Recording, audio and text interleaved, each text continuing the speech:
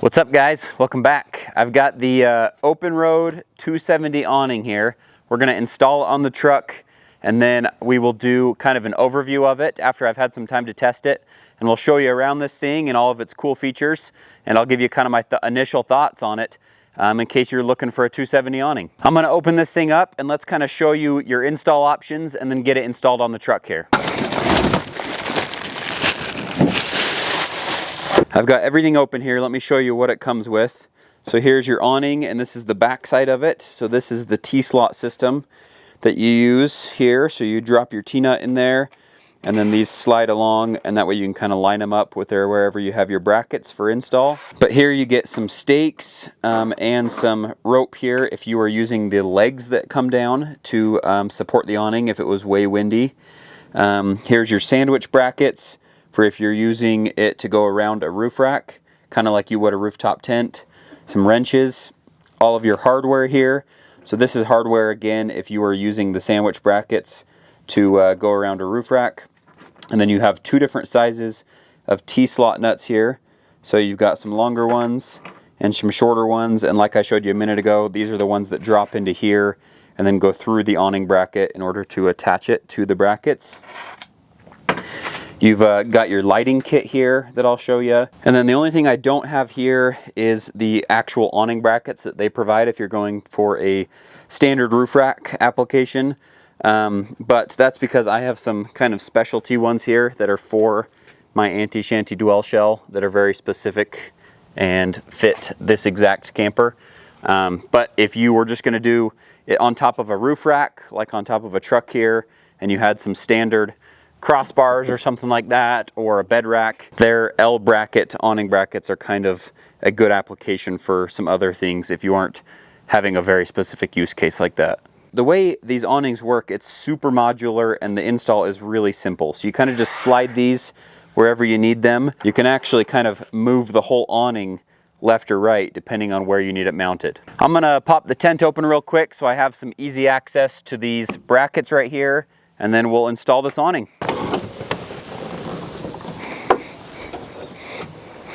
I'm gonna attempt to do this by myself, which is probably dumb.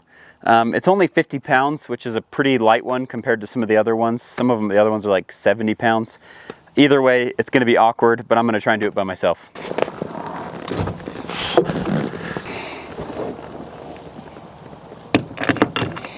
Phew, okay, got all those on. Not bad for one guy. So here's how it looks from up here. There's one bracket, and then there is the other one right there. But no matter what kind of brackets you have, this is going to work the exact same.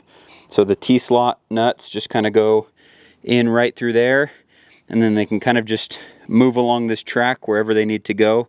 And so you've actually got 3 rails on this, depending on your brackets that you have. But for my brackets, I just have a slot for 2 bolts.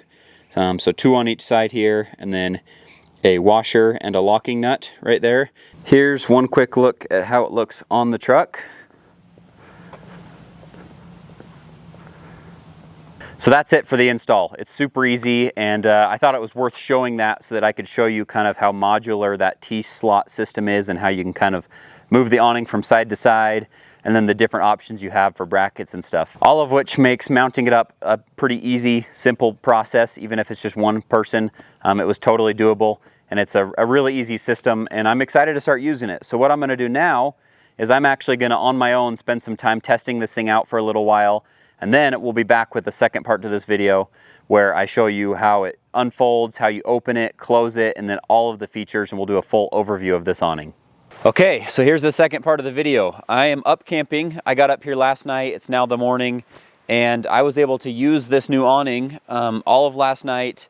It then rained all last night while I slept, and then here this morning it's freezing. It's actually, you can't really tell, but it's snowing a tiny bit. And so I've had honestly the perfect experience having an opportunity to test this thing. Even though it's really cold, I've actually been able to see how this thing would handle in the rain, which is what I really wanted to know. So since it's already opened up, let's go around and I'll give you a walkthrough of it, show you all of the features and how everything works. And then we will close it so you can see how that works, and then I'll actually open it back up again so you can see both ways of how it opens and closes. So let's start with the overall size of this thing. Try and get it mounted to where you have plenty of headroom. So I'm 6'2", so I know that not everyone has the option to adjust the height, but it's helpful if you can walk underneath it. But as far as like the square footage goes, it actually gives me tons of room here. So this is probably one of the more important areas that we live out of. It's how we get in and out of the camper. I have my stove and water and everything that I cook with here. And then I still have full access to my deck drawers, and they're still covered, so I can do everything I need to at camp and have the coverage back here. And then on this side, you get some good coverage as well. So you have all the way up over here where I can then leave my table and stove out overnight, which I did last night, and it rained and none of this got wet. Otherwise, without this, I would have had to put all that away in the truck. So that was kind of convenient. And then the big thing for me is I want to have side access right here so that I can have access to my fridge right here, my power stations right here. And so I need access to both of those things regularly. And so having the coverage over it is pretty nice, and it gives you this pretty big area to hang out in and stay out of the sun or rain, snow, whatever it is. But overall, this 270 awning is actually smaller than some other options. Quite a few 270 awnings that I see have another arm that extends right here and comes all the way out, and then you have to tie another string somewhere on the front end of your vehicle somewhere. And so you do get a little more coverage that way because you can then come all the way to the front of your vehicle. And so this one isn't going to give you as much coverage, and that might be a con, but some of the pros for me is that it's one less arm to have to fold out. So rather than having to fold out 2 sets of arms, I can just fold one set, fold it one way, makes it easier. And then the other thing is weight. So this whole thing only weighs 50 pounds. Whereas a lot of those other awnings are 70, sometimes 80 pounds. And I'm pretty weight conscious on my build, so I even drive a full-size truck, which has a much larger payload than like a Tacoma or something. But in this industry we're in, this overland space, a lot of people are not very weight conscious, and they will throw every accessory of any weight on their Tacoma or a 4Runner or something, and then they're just way overweight. And so that's something to be conscious of, even if you're on a bigger sized truck like this. And so I really do like that it's a lighter weight one. The less weight you have, the better your vehicle is going to perform and stuff. And it's just safer, obviously, on the road. So you still get some pretty good coverage overall. I think it's a pretty good size for me. So let's start going through all of the features of this thing. So this is obviously a freestanding 270 awning. And it's pretty strong, it's very durable. I probably won't ever put the legs down unless I really need to, but that's the whole reason they're here. So these legs kind of tuck up here with a piece of Velcro, and it is really hard with my gloves on, is the main problem. All right, got it. So there's a couple of these legs that if you wanted to, you can put down, and so they just kind of twist to lock. So it's free right now. I can kind of put some pressure on it and then twist it to the right, and then it won't collapse anymore. So really easy setup.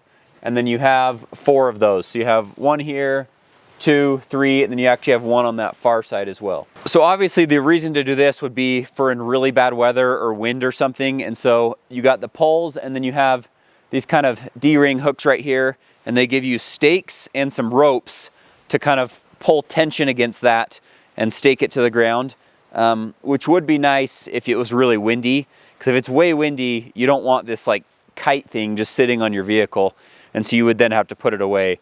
So this makes it so in really nasty weather, mostly wind, you can actually put the legs down, stake it down, and have it be a little more secure. This has a really good high-grade fabric on it. So this is a 600D fabric that it has on it, and so they use that system with fabrics to kind of determine whether or not it's like a really high thread count, really good, high quality versus something that's a little bit cheaper.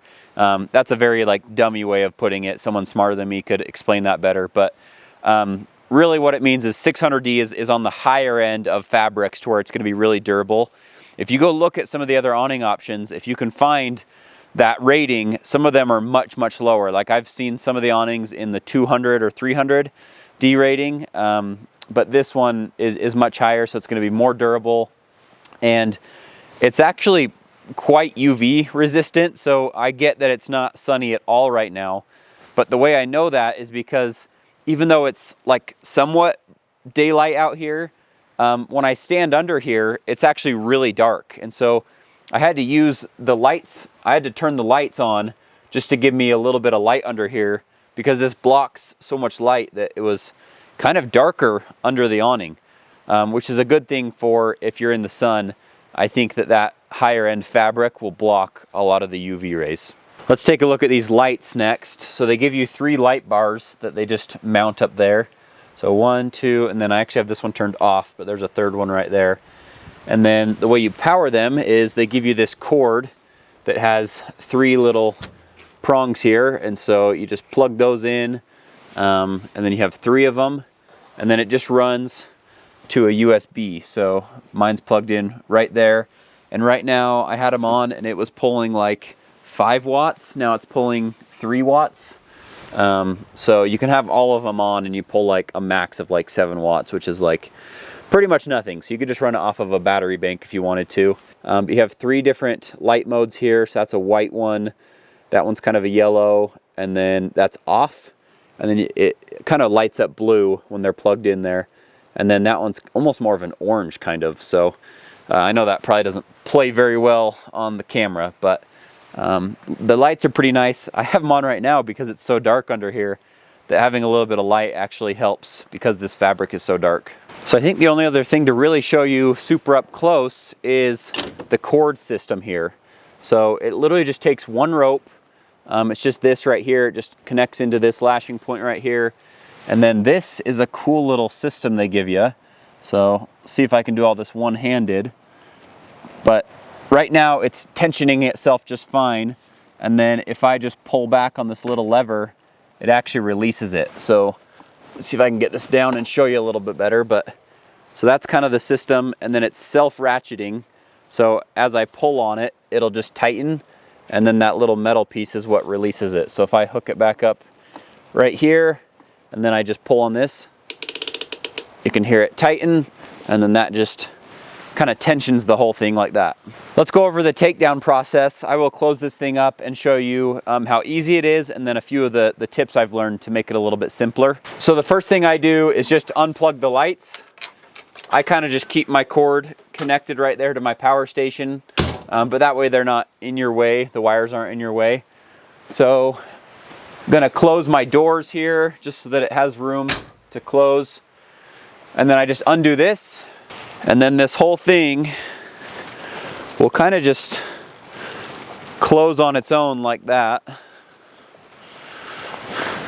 So it swings close.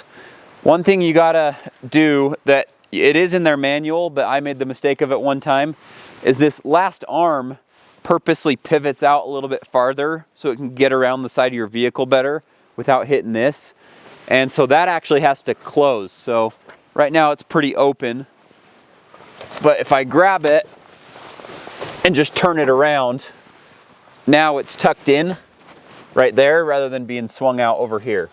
So next I kind of just grab this cover and pull it over like that. And so the only thing you have to really fold is this kind of triangle piece right here. And then I've found it's best if you kind of fold it this way up over here. If you fold it just straight up from the middle, most of the fabric gets bunched right here. So I kind of start from the side and then actually kind of roll it this way, like that. And then there's lashing straps right here. There's 3 of them. So you just put it through the loop and then do up the Velcro like that. So now that the lashing straps are up, you can see how well that fabric tucks up in there. It's not like hanging down all weird. And then you can kind of just pull the cover over like this. And then you've got zippers on both sides. So I can just do it up right there. Pull the zippers down, and that's it. So that's how you close it. Now let's open it back up. It's pretty easy. It's on obviously the exact same thing. So undo the zippers, undo your 3 lashing straps. Then you just kind of have to grab the cover and tuck it out of the way so that the arms can move. Then when I'm right here, I like to just grab all 3 of the arms right there, and then I can just walk it around. And then I just hook it on right where I showed you a minute ago, and then cinch it down. And you're done. So setting it up is even faster, but both really aren't bad. So really the only other feature is there is a zipper that goes along the whole edge of it, and that's to add an awning room. So they sell an awning room if you wanted to zip it in to where it then covers your entire thing and kind of gives you an enclosed space, which could be kind of nice if you need more privacy, or maybe away from the bugs or weather elements, that kind of thing. Might be kind of nice to turn that whole thing kind of into a tent. So that's an option if you want to get one of those from them. So really that's pretty much it. They're honestly pretty simple, which is a good thing. It's not way complicated. There's not tons of stuff to go over. They just work, and they work good. So I will leave a link in the description if you want to check them out, if you want to check out their website. These are on sale right now for about 500 bucks. Usually they're a little bit more than that, but I think it's pretty typical that they're on sale. So maybe just check the price based off of what's on their website, because I'm sure it'll change around a lot. But the last time I checked, they were around 500. I think retail they're like 750 or 800 or something. But I do have a discount code for it. So if you use the code COLEADS, it gets you 10% off of these awnings. And so all those links and codes and everything are in the description below if you want to check them out. I appreciate them sending this to me. I'm really loving it so far. So I'm enjoying it. And it is nice to be able to have the peace of mind that I can go in bad weather. With my previous setup, I just pretty much had a rooftop tent, no shelter, and it made it so that if it was gonna rain for the weekend, it just wasn't worth going, because you can't do everything in a rooftop tent. You have to have a place to cook and to kind of live and that kind of thing. And so I knew very well, based off of the weather app, that it was gonna rain this trip. And I purposely came, 1, to test it, but 2, because I knew that I could stay out of the elements, and that's something that I've actually wanted in my build for a long time. So I appreciate you guys watching the video. We'll catch you next time.